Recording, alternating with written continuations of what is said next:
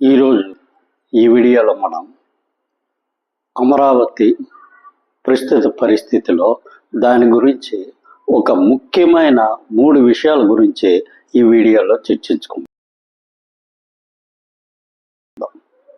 మొట్టమొదటిగా దీన్ని విమర్శిస్తున్న వాళ్ళ గురించి వాళ్ళకి సమాధానం ఈ వీడియోలో మొట్టమొదట మొదలు పెడదాం.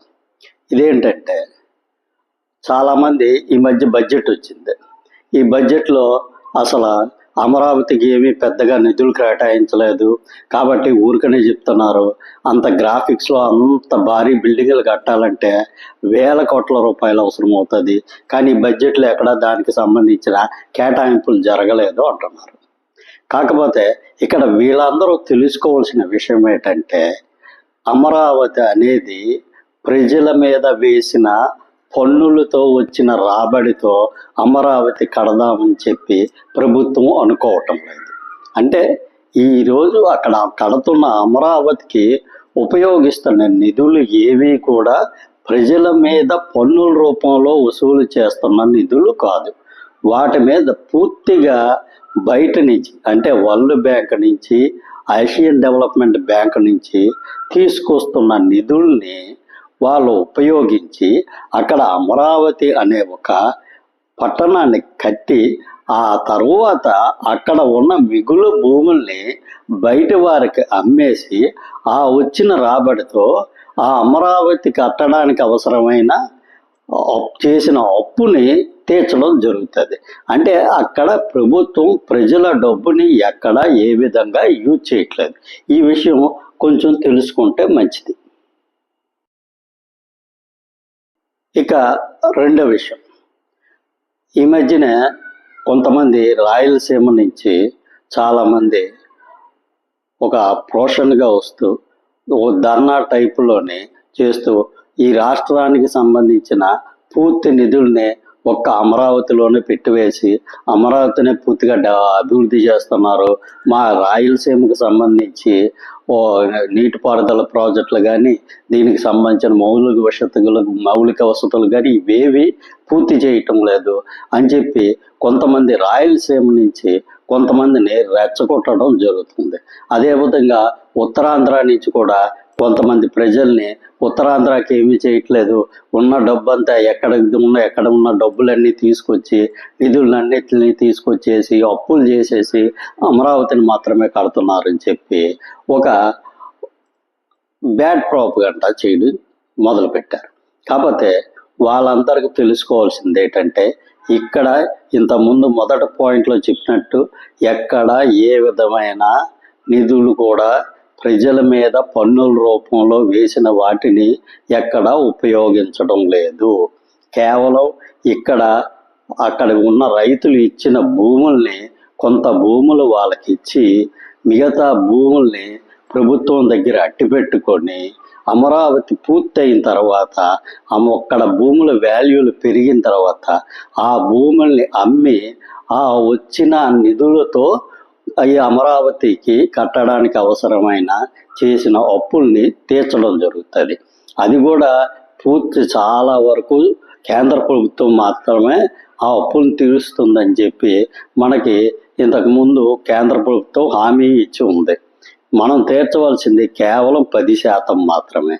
కాబట్టి దీని మీద అమరావతి గురించి మామూలు సామాన్య ప్రజల మీద కానీ, రాష్ట్ర ప్రజల మీద కానీ ఏ విధమైన భారం అనేది మోపపడ్డం.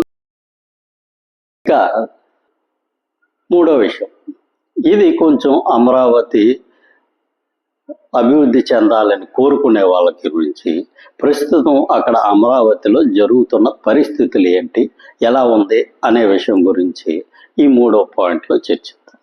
ఈ 3వ పాయింట్లో మెయిన్ ఇంపార్టెంట్ ఏంటంటే, అక్కడ ఆల్రెడీ దాదాపు 62 పనులకి టెండర్లు ఇవ్వడం జరిగింది. దానికి సంబంధించిన వర్క్స్ అలాట్ చేయడం జరిగింది.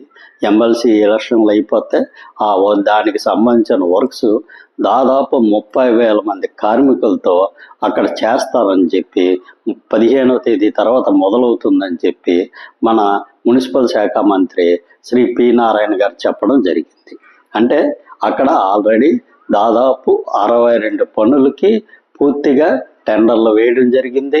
వాటికి పనులు అలాట్ చేయడం జరిగింది. ఆ వర్క్స్ అనేవి ఇంకా మొదలవుతాయి. అన్నిటికంటే ముఖ్యంగా ఇంతకు ముందు 2014, 2019లో కొన్ని డిజైన్లు విడుదల చేయడం జరిగింది. ముఖ్యంగా అసెంబ్లీ డిజైను, హైకోర్టు డిజైను, కొన్ని ఐకానిక్ బిల్డింగుల డిజైన్లు. ఆ డిజైన్లన్నీ చూసిన తర్వాత చాలామంది ఏంటంటే ఇవేవో గ్రాఫిక్స్ లాగా ఉన్నాయి, ఈ గ్రాఫిక్స్ నిజం ఎప్పుడు అవుతాయి, వీటి వల్ల ఏమైనా ఉపయోగం ఉందా, అసలు ఇవి నిజంగా కట్టాలంటే ఎన్నో వందల కోట్లు ఖర్చు అవుతుంది, అవన్నీ ఎక్కడి నుంచి తీసుకొస్తారు అని చాలామంది చాలా రకాలుగా విమర్శించారు. ఈ మధ్య ఒక 2 రోజుల క్రితం దీనికి సంబంధించిన టెండర్లను కాల్ఫర్ చేయడం జరిగింది. ముఖ్యంగా అమరావతి సిటీ, మీరు ఈ పక్కనే అమరావతి సిటీకి సంబంధించిన, అమరావతి అసెంబ్లీకి సంబంధించిన ఫోటోను కూడా చూడవచ్చు. అదేవిధంగా అమరావతిలో కొడుతున్న హైకోర్టు, ఈ 2 భవనాలని దాదాపు 1000 కోట్ల రూపాయలతో ఇంతకు ముందు వేసిన డిజైన్లతోనే వాటిని నిర్మించడం జరుగుతుంది. అంటే దాదాపు 1000 కోట్లు ఖర్చు పెట్టి ఈరోజు అక్కడ అసెంబ్లీ హాలు, హైకోర్టు భవనాలని ఒక టూరిస్ట్ కేంద్రాలుగా తయారు చేసి ఒక అద్భుతమైన నిర్మాణం అనేది పూర్తి చేయడం జరుగుతుంది. దానికి సంబంధించి 2 రోజుల క్రితం టెండర్లు కాల్ఫర్ చేశారు. ఒక 1 వీక్ 10 డేస్లో దీనికి సంబంధించిన అన్ని విధాల టెక్నికల్ ఇష్యూస్ని కంప్లీట్ చేసేసి వాటికి వర్క్ ఆర్డర్స్ ఇచ్చి 2 సంవత్సరాల్లో ఈ అమరావతిలోని ఈ అసెంబ్లీ హాలు, హైకోర్టు భవనం పూర్తి చేయాలని చెప్పి ప్రభుత్వం సంకల్పించింది. కాబట్టి ఇంతవరకు ప్రజలలో చాలామందిలో ఏమైనా అపోహలు ఉంటే అది గ్రాఫిక్ అమరావతి, ఆ గ్రాఫిక్సే అక్కడ జరుగుతున్నాయి అనుకుంటే అది చాలా పొరపాటు. ఈరోజు అక్కడ ఏ విధమైన డిజైన్లు ఇంతకు ముందు ఉన్నాయో అదే డిజైన్లో, అదే రూపంలో అమరావతి అక్కడ తయారవడం అనేది ఖచ్చితంగా జరుగుతుంది. అది కూడా 3 ఏళ్ళలోపే జరుగుతుంది. అది మన రాష్ట్రానికి అభివృద్ధికి ఎంతో దోహదం చేస్తుందని చెప్పి మనం ఖచ్చితంగా ఆశించవచ్చు.